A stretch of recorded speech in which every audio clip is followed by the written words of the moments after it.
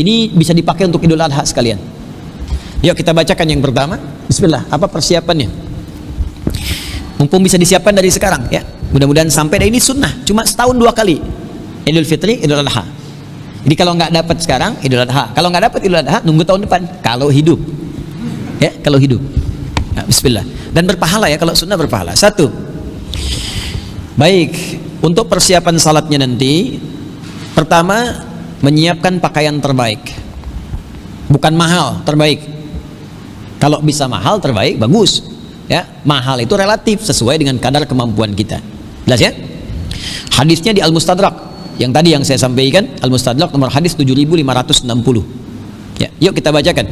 Ini hadisnya langsung dari cucu Nabi, Imam Hasan ya bin Ali bin Abu Talib radhiyallahu taala anhu. Qala amarana Rasulullah sallallahu alaihi wasallam. Beliau menyampaikan, memerintahkan kepada kami, Rasulullah sallallahu alaihi wasallam. Cucu Nabi aja diperintah oleh Nabi. Apa yang diperintahkan? Fil idaini, di dalam setiap 2 id, Idul Fitri dan Idul Adha, an nalbasa ajwada ma najid wa an natatayyaba bi ajwada ma najid. Khusus Idul Adha, wa an nudahhiya bi asmana ma najid. Nah, ini satu ya. An nalbasa, awas hati-hati, ajwada ma najid. Fokus ya. Kami diperintahkan oleh Nabi sallallahu alaihi wasallam untuk mengenakan pakaian terbaik yang bisa kami dapati. Ya, jadi mohon izin teman-teman sekalian, yuk disiapkan dari sekarang. Ya, kalau misalnya ada kemampuan untuk menyiapkan yang terbaik, silahkan cari. Ya, bahkan diperintahkan saudari-saudari kita yang akhwat yang belum punya jilbab, itu pernah diadukan oleh sahabat sahabiah perempuan, ya Rasulullah, si fulana belum punya jilbab. Ya, apa jawab Nabi? Nabi nggak menghukumi. Si fulana katanya nggak berjilbab ya Rasulullah. Kata Nabi, kamu datang ke sana bawa jilbab, pakaikan dia jilbab. Ya, itu fikihnya. Makanya Nabi itu memberikan isyarat fikih dakwah kadang diutamakan dibandingkan dengan muamalah. Ya, fikih dakwah. Apa hukumnya tetangga masjid muslim bertahun-tahun nggak pernah ke masjid? Dosa, bakar rumahnya. Astagfirullah. Bukan, ajak dia ke masjid. Itu hukumnya. Maka di sini teman-teman sekalian kenakan pakaian yang terbaik.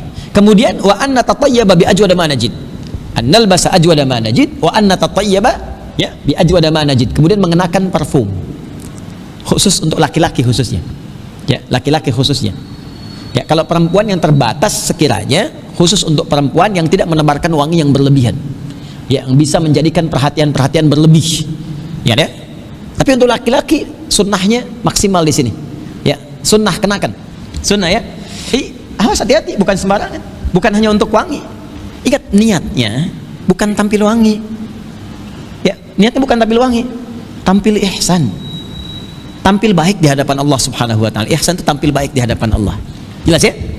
Baik. Kemudian yang kedua, agak cepat saya sampaikan, ya. Kemudian wala ya'kulu yaumal adha hatta yarji'a fa ya'kulu min udhiyatihi. Tapi Idul Adha enggak makan. Nanti makannya sepulang dari salat. Baru kembali, dan sunnahnya kalau memungkinkan, ya, itu bagian dari sembelihannya. Nah, ini teruskan. Tadi hadis riwayat Imam Ahmad nomor hadis 22984. Kemudian berangkat ke tempat sholat dengan berjalan kaki sambil bertakbir. Nah, ini dia. Ya.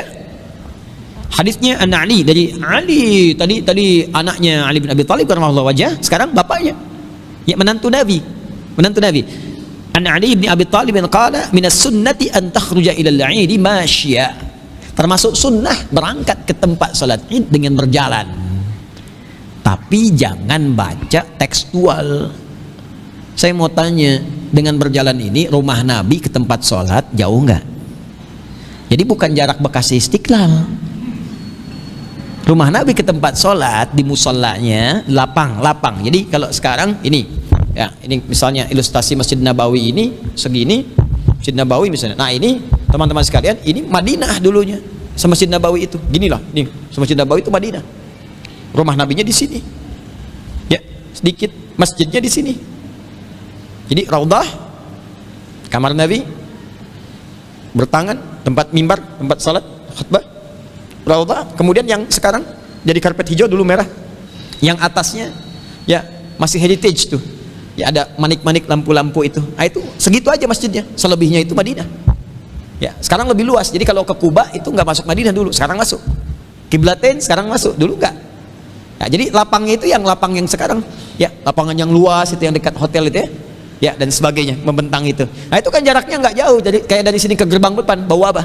Ya, karena dari sini ke Depan maksudnya apa? Kalau tempat Anda sholatnya dekat dengan rumah. Nah, jadi yang dimaksud di sini adalah kalau dekat dengan masjid, jalan sambil bertakbir. Jadi syiar ini, syiar.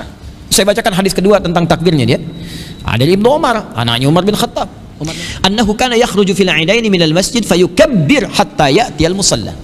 Nah, Ibnu Umar tuh mencontohkan, jadi keluar mereka yang i'tikaf kadang sampai penghujung hari terakhir malamnya, terus menjelang Id karena dekat dengan rumah.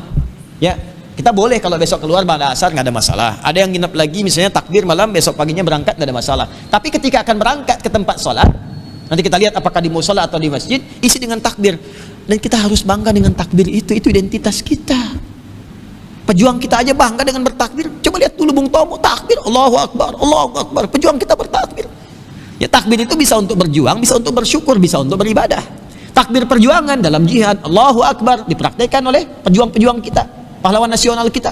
Lihat, takbir dalam ibadah dipakai dalam sholat, Allahu Akbar.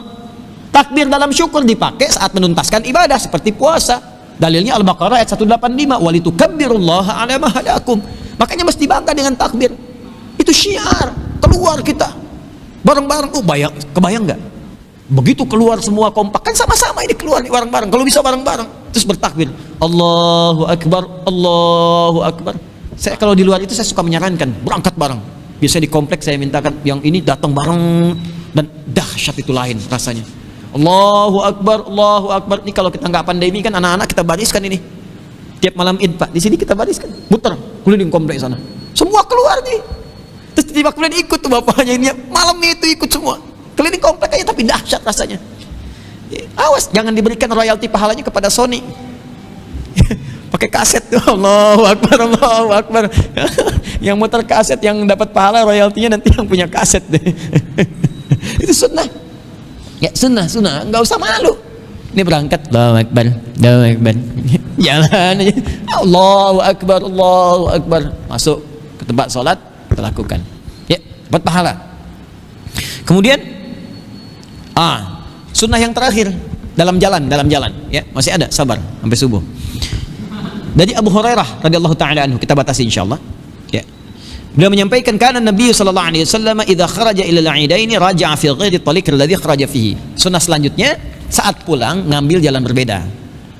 Tidak jalan yang sama kalau ada alternatif jalan. Kayak kita nih di lapang salat kan. Teman-teman yang dari sana gerbang bisa pulang lewat sana sedikit. Kan sambil takbir lagi, maksudnya apa? Untuk menyapa kepada tetangga-tetangga. Suasana bahagia, berbagi kebahagiaan. Ya, makanya di daerah-daerah saya masih merasakan waktu kecil itu. Ya, pintu rumah dibuka, pagar dibuka, terus lewat, Assalamualaikum. Ya, Baji, damang, alhamdulillah, saya mangga linggih. Itu datang, terus kue udah siap kan. Ya mereka nggak makan kue, salaman, itu indah itu. Oh, kalau dipraktekkan, masya Allah, nggak akan ada teroris. Ya kenal semua, kenal baik, ya kan? Itu sunnah yang hilang, itu kekinian. Tapi kalau ada jalan alternatifnya, oh jangan dipaksain. Sunnah Nabi lempar tembok sana, muter lewat waduk gitu, sunnah Nabi. nggak begitu. Kalau ada satu jalannya memang itu ya itu. Tapi kita niatkan dapat pahala. Ya, spiritnya adalah mengunjungi. Spiritnya mengunjungi. Alhamdulillah. Ya, mudah-mudahan Allah berikan hidayah kepada semuanya kan. Alhamdulillah di setiap tempat, setiap keadaan. Ini dalilnya nih, yang tadi saya katakan berangkat ke tempat dengan semarak. Ini dalilnya teman-teman sekalian dari Imam Al-Bukhari, sahih hadisnya. Umirna an nukhrijal huyyada yaumal 'idaini wa dhawatil khudhuri fa yashhadu jama'atal muslimin wa da'watahum wa ya'tazilul huyyada ya an musallahunna. Qalat imra'atun ya Rasulullah, ini yang saya katakan tadi. Ihdana laysa laha jilbab qala litulbisaha sahibatuha min jilbabiha. Kami diperintahkan oleh Nabi untuk menyemarakan Id. Ini sunnah. Al-Bukhari, hadisnya sahih. Nabi memerintahkan para sahabat untuk menata tempat-tempat sholat, termasuk ada space untuk perempuan-perempuan yang sedang datang bulan, yang haid. Kasih space-nya. Ya, termasuk nanti untuk anak-anaknya kalau mau ikut, ya. Dan siapkan kenyamanannya di situ, kan tidak sholat kan? Baik, lakukan untuk Idul Fitri waktunya agak renggang sedikit. Ya, dalam hadis 2 tombak. Kalau Idul Adha, lakukan cepat supaya bisa menyembelih hewan kurban di waktu duha. Makanya jangan telat-telat kalau Idul Adha, dan khutbahnya jangan lama-lama Idul Adha. Ya, misal kita mau sholat Idul Adha, waktunya syuruk. Begitu masuk waktu syuruk, sholat jam 6 kan? Ya paling lama 6.04, 6.30 paling telat tuh udah sholat. Begitu masuk duha jam 7 udah nyembelih. Ya makanya sunnahnya nanti kalau bisa dimasak didahulukan, nanti bisa makan dari apa yang disembelih itu waktu Idul Adha. Kenapa disebut adha? Seakar dengan duha, supaya nyembelihnya bisa dilakukan di waktu duha. Dilangsungkan di tempat luas dan terbuka. Ya, tempat luas dan terbuka. Ini yang diartikan dengan tanah lapang. Tapi jangan salah paham. Saya bacakan hadisnya dulu ya, supaya mengerti. An Abi Sa'id al-Khudri radhiyallahu ta'ala anhu qala kana Rasulullah sallallahu alaihi wasallam yakhruju yaumal fitri wal adha ila al-musalla. Fa awwalu syai'in yabda'u bihi as-shalah, thumma yansarifu fa yaqumu muqabilan nas wan nasu julusun ala sufufihim. Maaf, ini langsung seketika nih serta dalilnya. Fa ya'idhuhum wa yusihim wa ya'muruhum. Fa in kana yuridu an yaqta'a ba'than qata'ahu aw ya'muru bi syai'in amara bihi. Ya, thumma yansarif. Ini bagus sekali. Nabi itu kalau sholat, karena ini kita banyak yang datangnya Id hari raya, maka beliau merekomendasikan tempatnya yang luas, namanya musola, tempat sholat. Jadi asalnya musola itu luas, bukan di pojok mall dekat toilet gitu kan. Itu asalnya luas. Ya, itu alternatif dari masjid, karena masjid itu nggak cukup untuk datang yang Id, dan perempuan-perempuan haid tidak bisa masuk masjid, maka dibukalah tempat yang luas, lapang. Ya, jadi prinsipnya kenapa ke lapangan itu karena luasnya lebih luas dari masjid, menampung banyak orang. Tapi kasusnya, kalau terjadi satu peristiwa alam, hujan dan semacamnya, atau masjidnya lebih luas dibandingkan lapangan yang ada, maka yang digunakan masjidnya. Awas, jangan salah paham. Oh ini nggak sunnah ini, di masjid ini. Lihat dulu Joni. Ya, maksud hadis itu kalau tempatnya lebih luas. Jadi kalau masjidnya lebih luas daripada lapangannya, masjid diutamakan.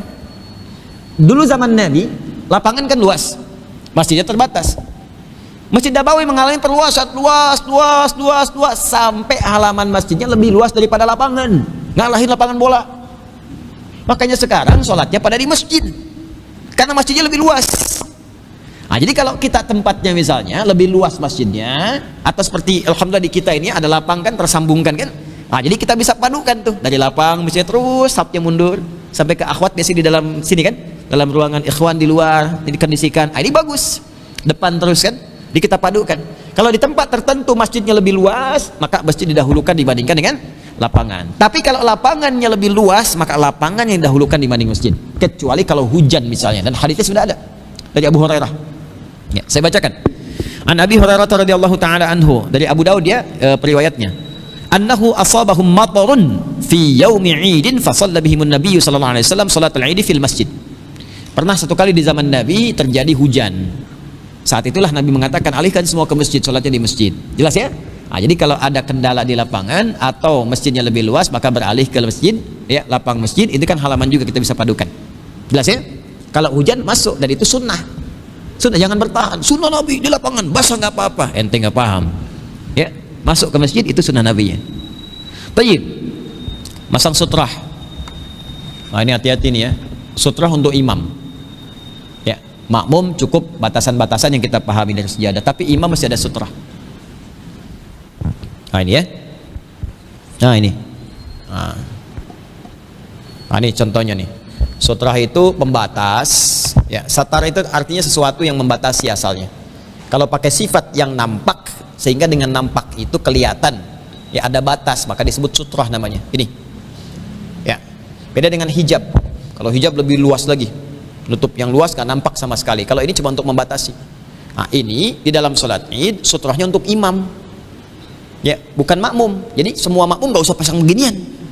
Ya, imam aja taruh begini, dah, untuk imam. Ya, tandanya apa? Tandanya tidak boleh terlewati di antara ini dengan imam. Ya, biasa kan suka ada yang ngatur mic, atur apa dan sebagainya. Itu saya suka kritik itu. Kenapa nggak ikut sholat? Ya. Terus yang foto-foto dan sebagainya gitu kan, kondisikan, karena sholatnya itu lebih utama ya. Yang dihisab di hari kiamat itu sholatnya, bukan fotonya ya. Ini dahulukan sholat. Jadi siapkan, ini pasang di imam, makmum gak usah pasang itu, karena makmum itu lebih longgar Makmum lebih longgar, artinya yang tidak boleh dilewati safnya imam. Kalau makmum ada darurat, boleh melewati saf makmum. Ya. Makanya Ibnu Abbas itu dulu pernah, tapi ini paham fikih ya, tidak harus ditiru nih. Kondisinya berbeda waktu itu. Jadi beliau itu agak datang terlambat, kemudian yang dituju itu yang kosong sebelah sana, datang dari sebelah sini. Kosong di sana. Akhirnya beliau lewat membawa untanya, lewat gini di saf makmum.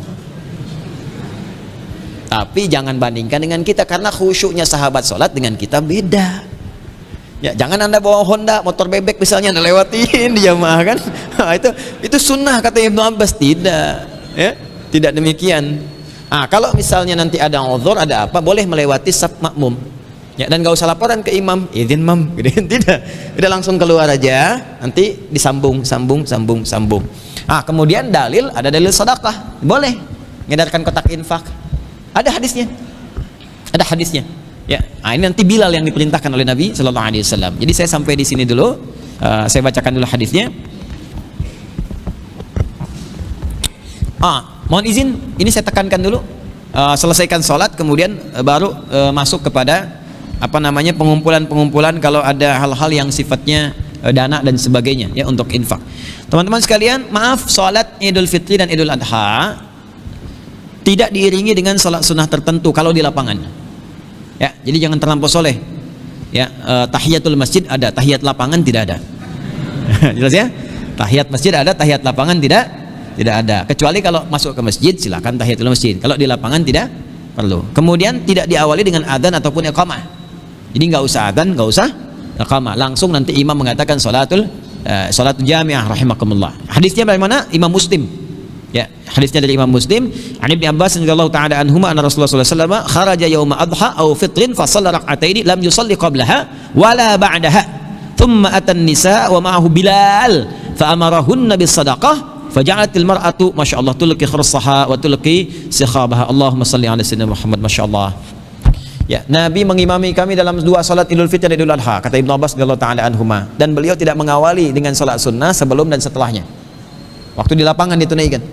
Jadi beliau nggak sholat sunnah sebelum sholat Idul Fitri di lapangan, dan juga tidak juga setelahnya. Ya, cukup. Kecuali kalau ibu masuk di sini pas safnya. Kalau ini kan masjid. Ya, kalau mau tahiyatul masjid boleh. Tapi teman-teman yang di sana di lapangan. Ya, jadi nggak ada tahiyat lapangan. Jelas ya? Ibu ke sini masjid, masuk di ruangan masjid boleh. Tapi kalau di sana lapangan. Jelas ya? Baik. Kemudian apa yang terjadi setelah selesai beliau khutbah? Ya, sholat, kemudian menyampaikan dalam konteks sholat ini, selesai sholat memerintahkan Bilal. Ya, memerintahkan Bilal. Apa yang diperintahkan kepada Bilal? Ya, fa'amarahunna bis sadaqah. Bilal diminta mengumpulkan sedekah dari jamaah itu. Maka muter Bilal. Ya, faja'alatil mar'atu tulqi khursaha wa tulqi sakhabaha. Allahu akbar. Maka perempuan-perempuan ada yang melepas antingnya, melepas kalungnya waktu itu untuk bersedekah. Ya. Konteksnya tidak harus sama, ibu siapkan anting buat nanti, siapkan kalung, tidak. Ya, jangan terlalu tekstual. Maksudnya apa yang bisa diberikan, harta DKM boleh menyiapkan sepanjang tidak mengganggu, Pak. Ya, jangan ganggu khutbah ya. Saran saya sih jangan terlalu ada bulat kayak mobil-mobilan, Pak. Jadi ini ketua DKM, saya masih ketua DKM ya. Jadi bukan saat khatib kemudian menyampaikan digeser kayak kita pengalaman saat tarawih gitu ya. Sekarang saya lihat canggih tuh, udah ada barcode-nya gitu kan. Bisa ditempel tuh barcode, Pak, di tempat-tempat ini. Jadi teman-teman kalau mau sedekah tinggal sampaikan, klik masuk. Kalau yang mau manual, simpan di ujung-ujung sana gitu kan, di pojok-pojok. Atau kalau mau disampaikan yang kira-kira tidak menyampaikan bunyi. Ya. Dan didesain misalnya tempat agak ringan tempatnya dan tidak melahirkan bunyi. Jadi kalaupun ada yang mau masukkan logam, jadi rasa ikhlas itu tidak terkotori gitu kan, dan kekhawatirannya masuk.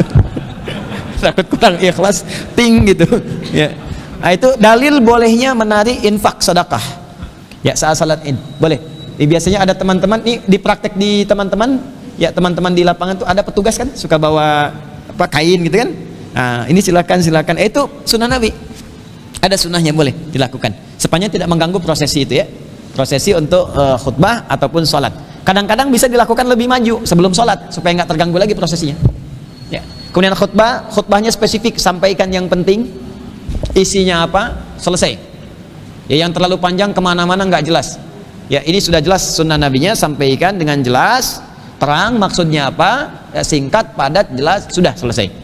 Insyaallah besok juga saya begitu. Ya, kalau perlu nggak usah lama-lama, kalau udah banyak tasiyah gitu kan, disampaikan ya nasihat, tausiah, ya takwa, selesai ya sudah gitu kan. Kita berdoa kepada Allah Subhanahu wa taala. Tapi nanti ada beberapa kalimat yang ingin saya tekankan dan mungkin insyaallah jadi penting di hadapan Allah Subhanahu wa taala, menjadi saksi untuk kita semua. Ya. Terakhir untuk imam, ya dicari imam yang khusyuk, yang baik bacaannya. Ada sunnah-sunnah surah yang bisa dibacakan. Ya seperti Nabi bacakan pertama surat Qaf, rakaat pertama. Qaf wal Qur'anil Majid, bal ajibu dan seterusnya, surah 50. Kemudian rakaat keduanya surah Al-Qamar, surah 54. Yaqtarabatis sa'atu wa insyaqqal qamar wa iyyaraw ayatan dan seterusnya ayat. Ya. Kalau tidak sempat dibacakan itu, surat andalan Al-A'la dan Al-Ghasyiyah. Ya, Al-A'la dan Al-Ghasyiyah. Sabbihisma rabbikal a'la. Rakaat keduanya hal ataka hadithul. Kalau dibaca itu ada pahala bacaan dan pahala mengikuti Nabi. Tapi kalau baca yang lain boleh nggak Ustadz? Boleh. Pahalanya pahala sholat, tapi pahala sunnah mengikuti Nabinya nggak masuk ke situ. Boleh silahkan. Kalau anda termasuk ashabul aqwal, ashabul kul, boleh. Qul huwallah, qul a'udzu birabbil falaq, qul a'udzu birabbin nas. Sah, boleh, sah. Nggak ada masalah. Nggak ada masalah. Ya. Saya rakaat pertama qul a'udzu birabbil falaq. Rakaat kedua qul a'udzu birabbin nas. Kalau baru hafal di komunitas, di rumah, karena kan nggak semua bisa ke lapangan, mungkin di rumah. Ya, rakaat pertama Qaf, kedua Al-Qamar atau yang bisa Al-A'la, kemudian Al-Ghasyiyah. Kalaupun tidak membaca itu boleh, sepanjang nanti bisa senafas ya dengan itu ayat-ayatnya terkait dengan pentasbihan Allah, syukur pada Allah, dan juga terkait dengan apa yang bisa membawa kita dalam suasana kekhusyuan pada Allah Subhanahu wa taala. Dan saya dengan setulus hati sebesar-besarnya, termasuk teman-teman dimanapun anda berada, saya mengakui banyak salah, banyak khilaf, salah sebut, salah menyampaikan materi. Pasti itu terjadi. Saya manusia, pasti keliru, pasti salah. Saya mohon sebesar-besarnya dibukakan pintu maaf untuk siapapun, termasuk saudara sebangsa setanah air, juga non muslim. Kalau ada perilaku tutur saya yang tidak berkenan, saya mohon dimaafkan sebesar-besarnya. Tentu tidak dimaksudkan untuk menyengaja berbuat yang melukai, termasuk ke teman-teman semuanya. Boleh saya diberitahu kalau ada sesuatu yang salah, dan saya dengan rendah hati, ya kerendahan hati, jika benar memang saya keliru, saya minta maaf, mengakui dan memperbaiki lebih baik daripada sebelumnya. Tapi kalaupun benar, saya tidak memaksakan untuk diikuti. Mungkin ada ustadz lain yang lebih baik, ya terkesan lebih enak, nyaman, silahkan ikuti. Yang penting mendekatkan kita kepada Allah dan Rasul. Toh kita juga yang akan dihisab. Jangan sampai kita yang dihisab, orang lain yang kita hisab-hisab. Ya, jadi itu yang bisa saya sampaikan. Sekali lagi saya meminta maaf, mohon dimaafkan sebesar-besarnya. Kalau ada janji yang belum tertepati, tolong diingatkan supaya saya bisa menyegerakan untuk menepati. Dan saya ucapkan terima kasih sebesar-besarnya pada seluruh teman-teman di DKM yang memfasilitasi hal ini bisa berlangsung nyaman, lancar kita beribadah. Teman-teman di aparatur pemerintahan RW, baik di PTM, VJS, Masya Allah, mudah-mudahan kita dijaga selalu oleh Allah, dipersatukan, dikomplain dalam kebaikan, dikumpulkan kembali dalam rahmat Allah, mudah-mudahan masuk surga semuanya, dirahmati Allah Subhanahu wa taala, dan dijauhkan dari perpecahan. Doakan bangsa kita juga dijaga, dijauhkan dari segala keburukan-keburukan, dan semoga dengan sekali lagi, dengan itu semua kita dirahmati oleh Allah Subhanahu wa taala. Saya kira itu. Allahumma taqabbal minna innaka antas sami'ul alim wa tub 'alaina innaka antat tawwabur rahim. Allahumma ya Allah taqabbal minna salawatina wa qiyamana wa ruku'ana wa sujudana wa tammim taqsirana ya Allah ya arhamar rahimin. Allahumma ij'alna ya Allah minal muttaqin, ij'alna minal muttaqin najihin fi siyamina fi hadha ramadan al-mubarak. ربنا آتنا في الدنيا حسنة وفي الآخرة حسنة وقنا عذاب النار بفضلك سبحان ربك رب العزة عما يصفون وسلام على المرسلين وآخر دعوانا الحمد لله رب العالمين سبحانك اللهم وبحمدك نشهد أن لا إله إلا أنت نستغفرك ونتوب إليك السلام عليكم ورحمة الله وبركاته.